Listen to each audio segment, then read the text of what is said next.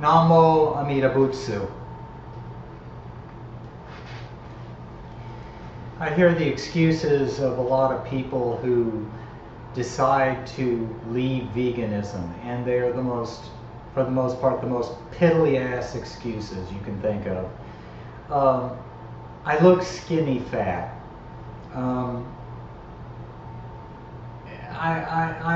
My nose itches when I don't eat meat. But I think the one that takes the cake, the lamest excuse ever, is our ancestors ate meat, so therefore we are meant to eat meat. Our ancestors did a lot of things. They enslaved people. They tortured people to death because they thought they were witches. They used child labor, literally enslaving children and using them as free labor. That's still done today.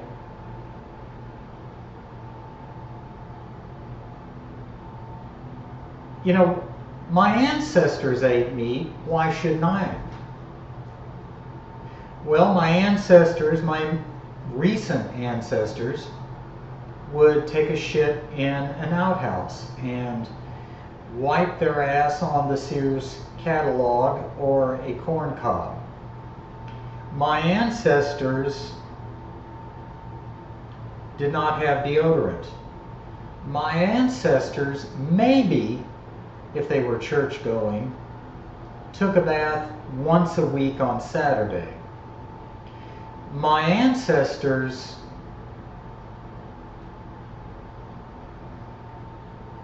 I'm not my ancestors. Hell, I'm not my parents.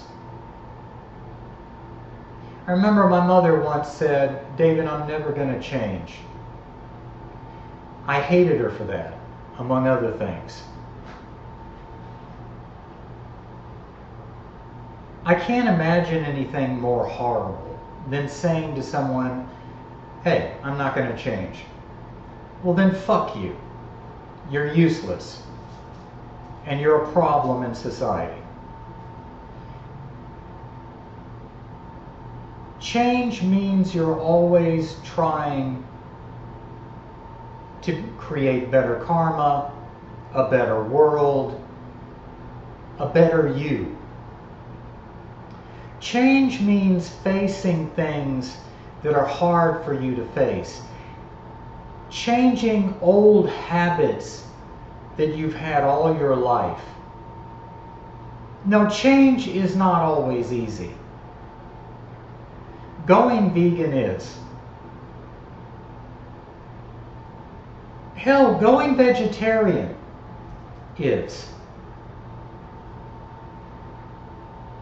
It would be preferable karmically to be vegan, but if you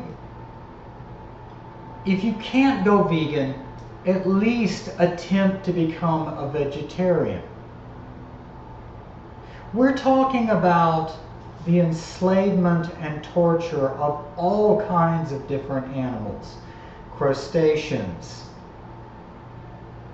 mollusks, fish, geese, ducks, chicken, turkeys, rabbits, lambs,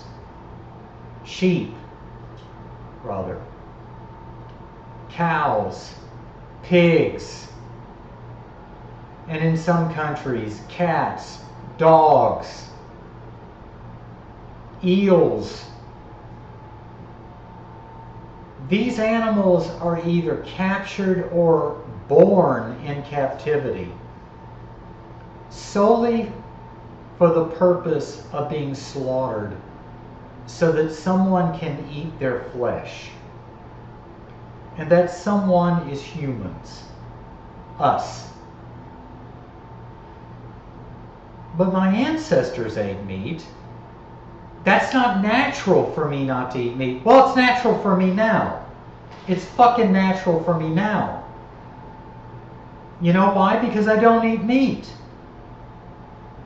Why?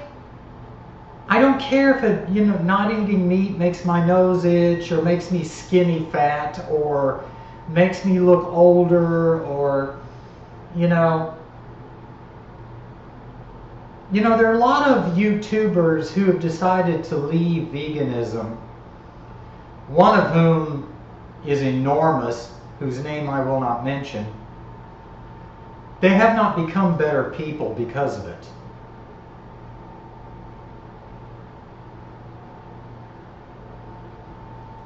It makes me feel good to know that my stomach is not a graveyard. It makes me feel good to know that I have made an effort not to participate in the slaughter of other innocent sentient beings. And the excuse, well, they're just fucking animals. Well, I'm a Buddhist, so each and every one of us watching this video, each and every one of you, you've all been fucking animals. Every fucking animal imaginable. You've been every microbe, every fowl, every bird, every kind of sea creature, plus unseen beings.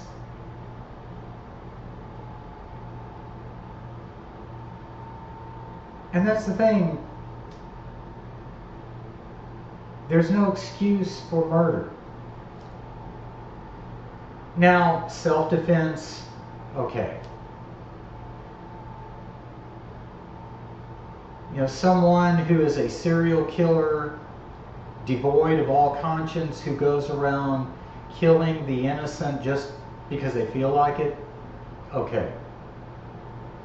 I get you on that. I'll agree with you on that. These are individuals who delight in tearing down society.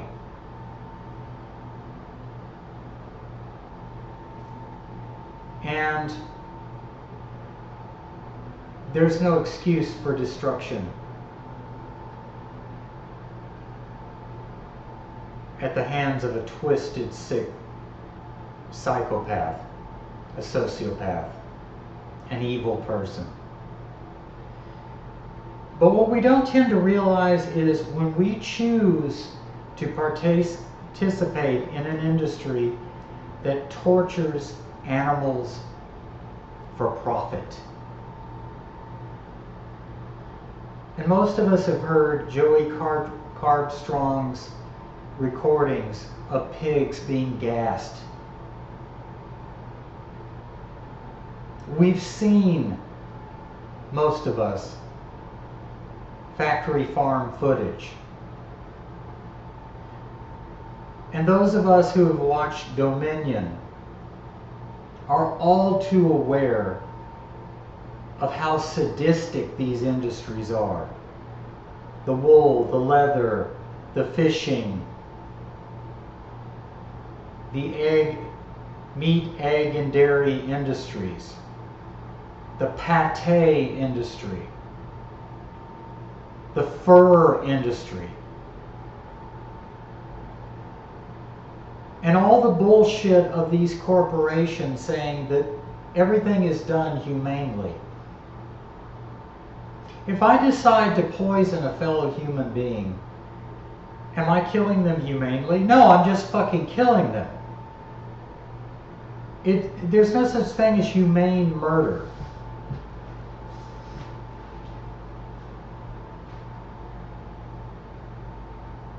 Well, David, I mean, what about putting someone out of their misery? Yeah, but you see, in the case of animals, we're the ones that create that misery by funding these industries.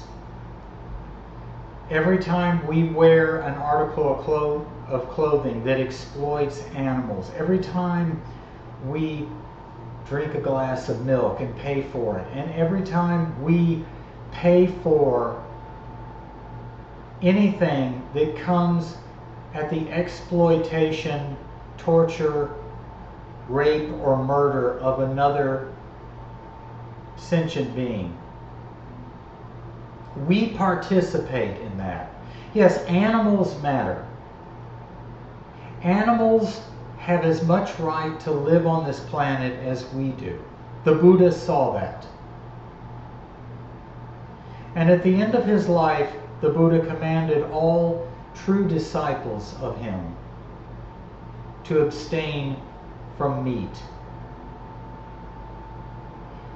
And for me, going vegan not only fulfills that, it also takes it to its extreme, which is a good thing. I don't want anyone to suffer from me. Growing up in an abusive home, I suffered a lot, and I learned to be a burden and a problem and a neurotic person, and I caused a lot of suffering in the lives of a lot of people. Not because I meant to, but because I didn't know any better. Well, now I know better. As an old man in his 60s, I know better. I can choose to change my habits. I can choose to change how I interact with people, how I react to people. I can choose not to listen to the crazy thoughts in my head and act on them.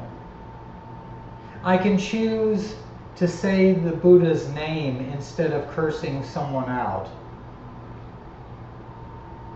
or worrying about what they said about me or to me, or what they meant by that.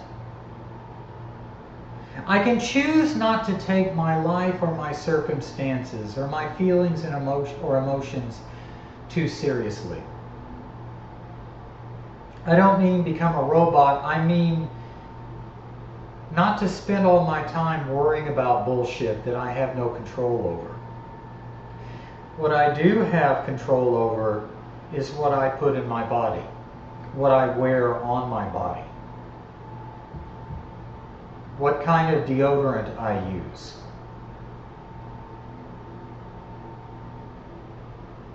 what kind of products I buy. Did anyone have to die for what I wear? Be it shoes, clothing, socks, soaps, toiletries.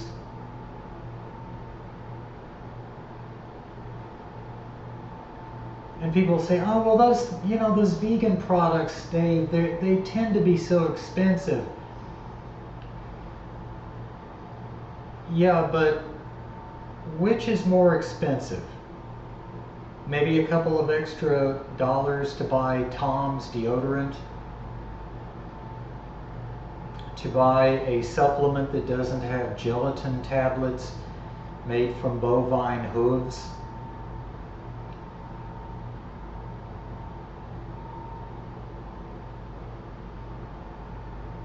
Or the cost of another being, just so that I could have a steak, just so that I could have pills surrounded by a thin coat of gelatin,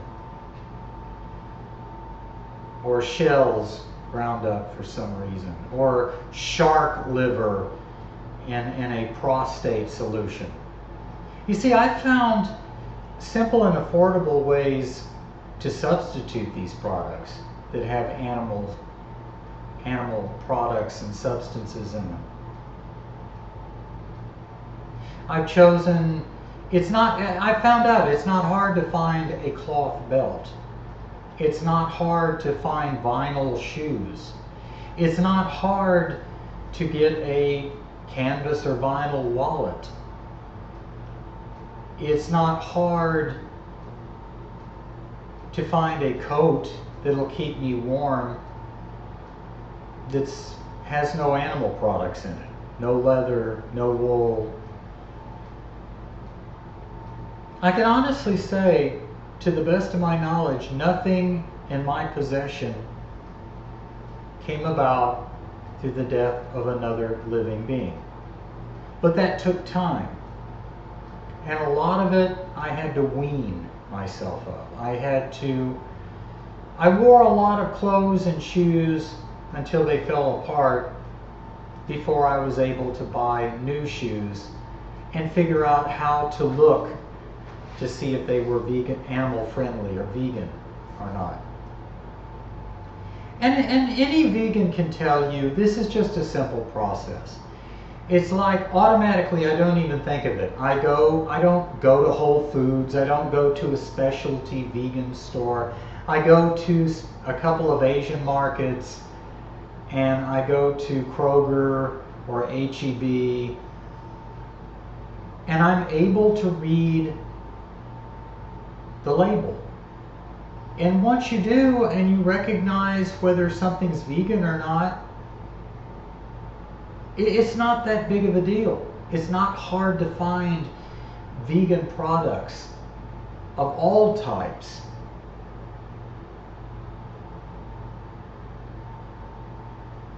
But what I'm saying is, my ancestors, I met a lot of the older people in my family. That's why I don't have anything to do with my family.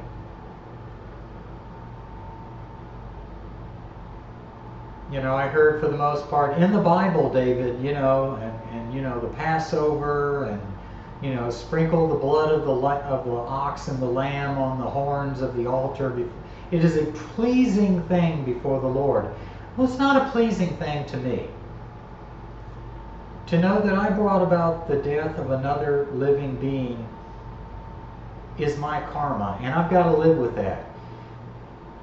And I've accumulated enough bad karma, not only in this lifetime, but in past lifetimes. And now I'm starting to accumulate good karma. And I like it. I prefer it. And a big part of that is going vegan. A big part of that has been choosing empathy. Because you may think, oh, well, it's not me that puts these animals in cans or in a, you know, a foam wrap, you know, cellophane wrapped package so I can take it home and fry it. You know, they're muscle meat, they're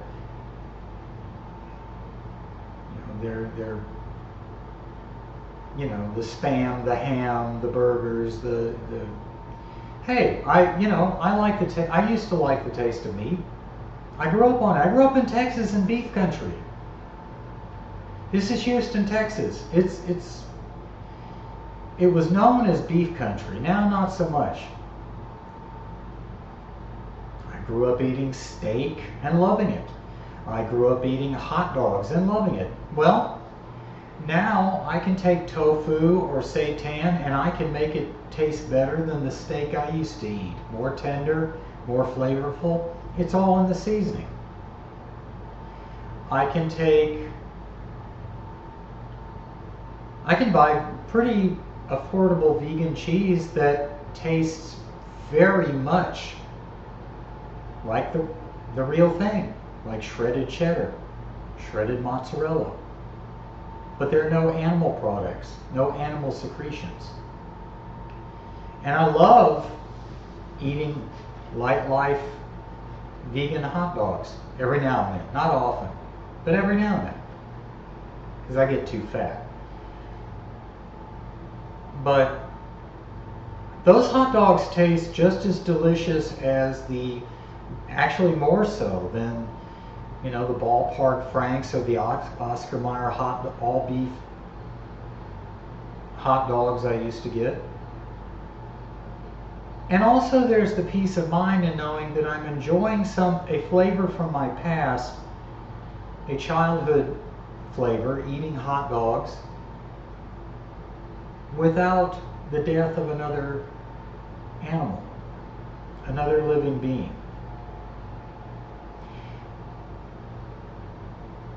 My ancestors ate meat. Pretty much all of them, I'm sure. That doesn't make it right. Maybe cavemen had to go around and club antelopes over the head. I don't. And so when people come up with bullshit terms like ethical bow hunting and thinning out the herd, and it's just an excuse to murder. And it's wrong. I'm sorry, but it's wrong. I choose to be on the side of compassion, even though I'm not always compassionate. Even though I'm a very flawed, foul-mouthed peasant of a man, still, I can choose to be a compassionate one.